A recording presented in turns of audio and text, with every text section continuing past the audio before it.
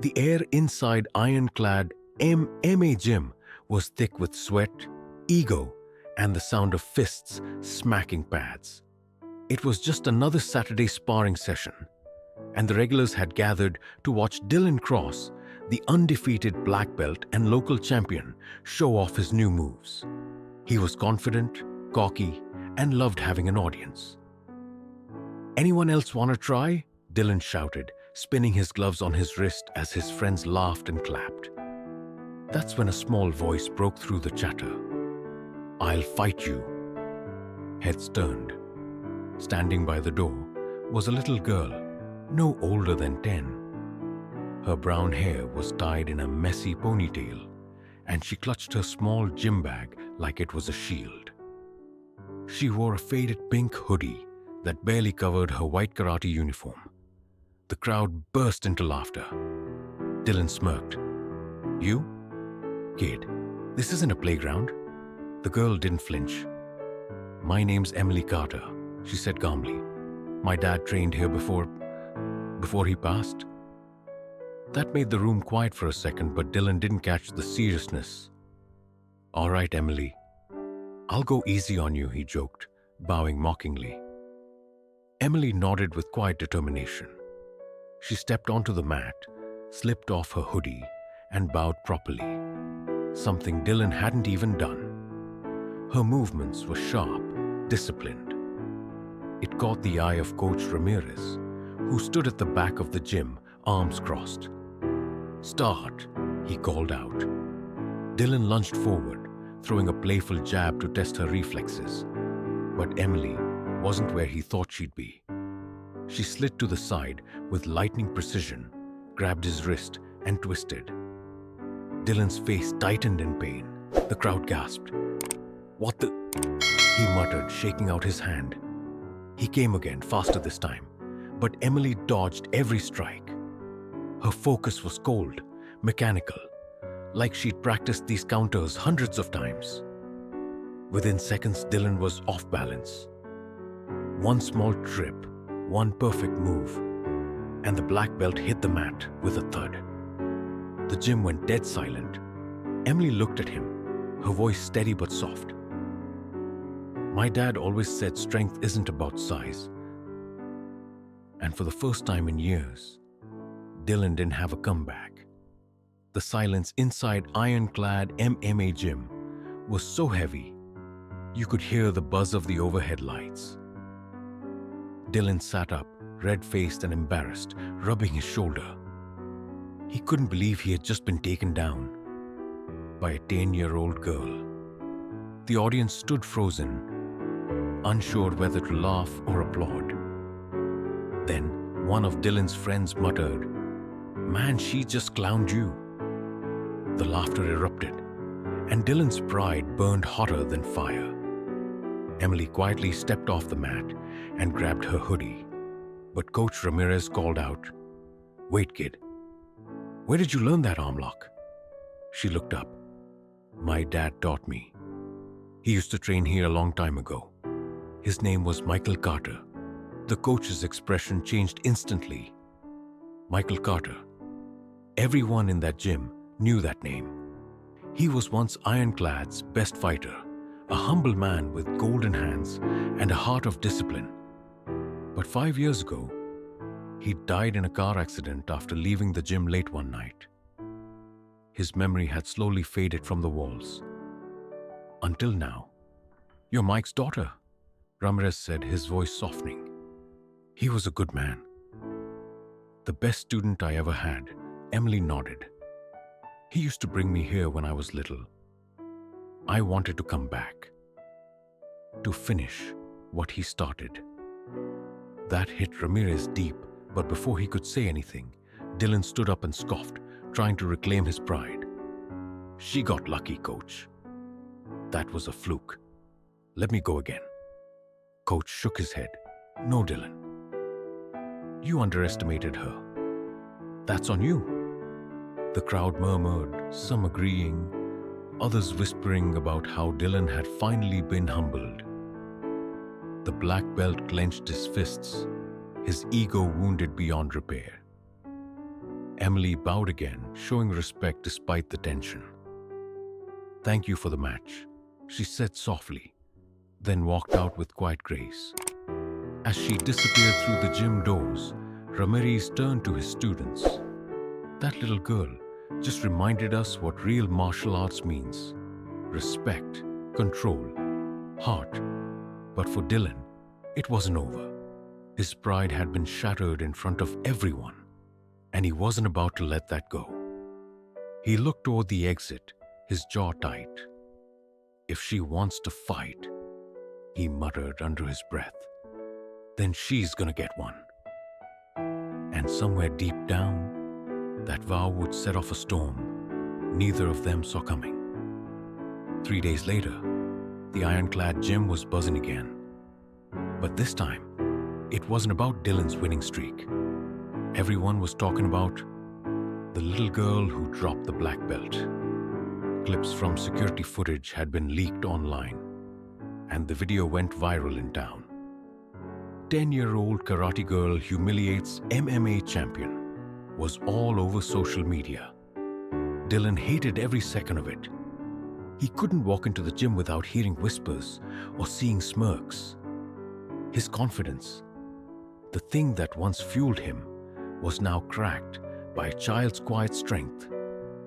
Coach Ramirez noticed the bitterness growing in him. "Let it go, Dylan," he warned.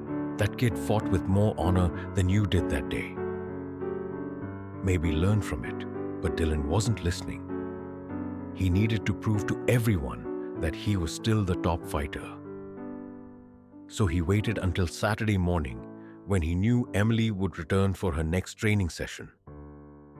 She showed up exactly at 8 a.m., her hair tied neatly, wearing her father's old white GI. She looked more determined than before. When she stepped inside, she froze. The entire gym was filled. Fighters, trainers, even a few local reporters who caught wind of the story. Dylan stood in the center, gloves on, smirk in place. "Glad you showed up, champ," he said mockingly. "You ready for a real fight this time?" Coach Ramirez frowned. "This isn't how we do things, Dylan." But Emily just nodded. "If you need a rematch to feel better, fine. But I won't fight out of anger." The gym went quiet again. That calm, confident tone, coming from a little girl, hit everyone harder than any punch. Dylan's pride, though, twisted the silence into rage. As they squared up, Emily closed her eyes briefly, whispering something under her breath. Those who were close enough heard it.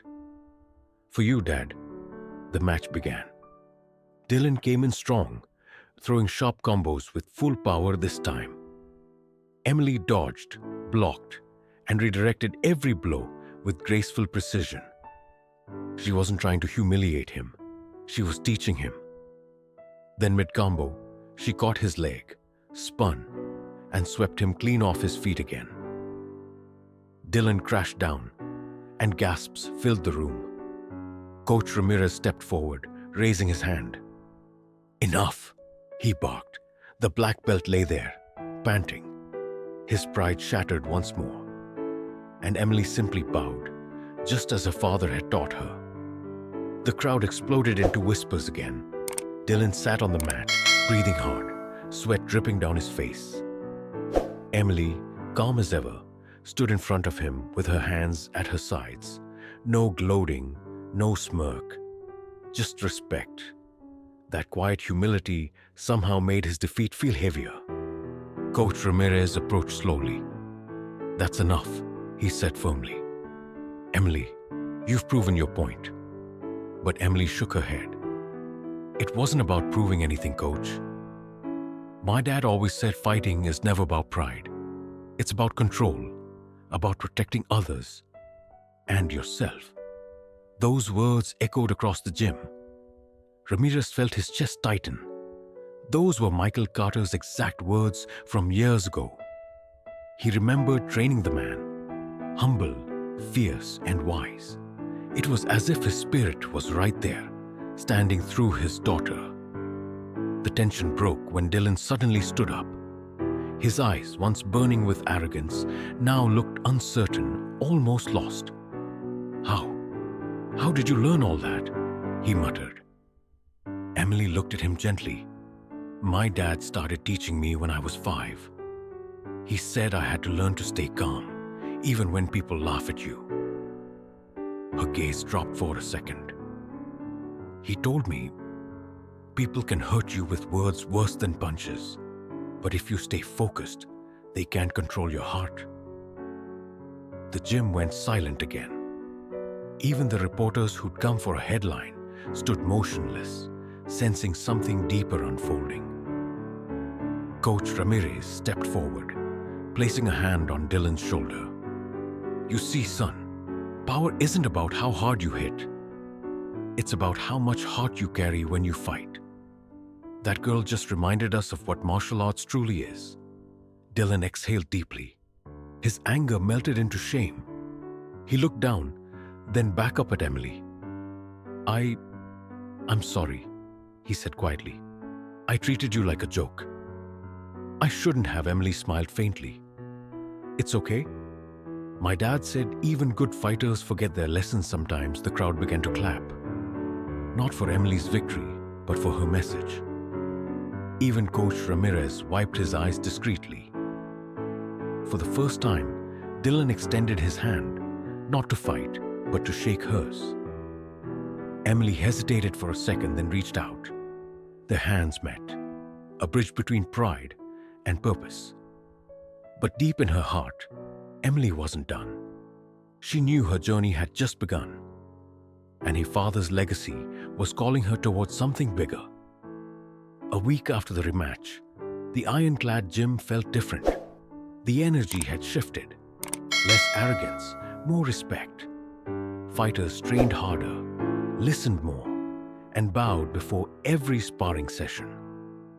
Emily's quiet presence had sparked a change that no speech or rule ever could. Coach Ramirez had even hung a framed photo on the wall near the entrance. It showed Michael Carter in his prime, smiling after winning his last championship, and beneath it, a new plaque read, Honor, Control, Heart. The Carter Legacy. That Saturday, Emily walked in with her mother. The entire gym stopped training when they saw her. Dylan was the first to step forward, no longer the cocky champion, just a young man trying to make things right. Hey, Emily, he said sincerely. I've been practicing the techniques you showed me. I'd like to train with you if that's okay. Emily's eyes softened. Sure, she replied. Dad always said the fighters never stop learning. As they began training side by side, Coach Ramirez watched from a distance, pride swelling in his chest. He saw in Emily what every true martial artist dreams of: humility, purpose, and strength rooted in love. She wasn't fighting to be the best. She was fighting to remember. During a short break, Ramirez walked over and handed her something wrapped in cloth. Your father left this with me years ago, he said quietly. He wanted you to have it when you were ready. Emily unwrapped it carefully. Inside was her father's old black belt, faded and worn, but full of history. Her hands trembled as she ran her fingers over the embroidered name, Michael Carter. Tears filled her eyes. I don't deserve this yet, she whispered. Ramirez smiled. Maybe not today, but one day you will. You've already earned what matters most, his spirit. The gym clapped softly, not out of celebration but respect. Dylan bowed deeply to her, this time with genuine humility. Emily returned the bow, tears mixing with a proud smile. As the sun poured through the gym windows, lighting the photo on the wall, Emily tied her father's belt around her waist. Not to claim his title, but to carry his message forward. And in that moment, the entire gym realized something powerful. True strength isn't measured by victory. It's measured by the heart that refuses to give up, even when the world laughs first. Thank you so much for watching this story till the end. I hope you enjoyed it and maybe even learned something from it. If you'd like to hear more stories like this, full of life lessons, drama, and emotions, make sure to hit that subscribe button and turn on the notification bell so you'll never miss an update. Your support means the world, and it helps me keep bringing you more inspiring and unforgettable stories. Stay tuned because more amazing stories are on the way.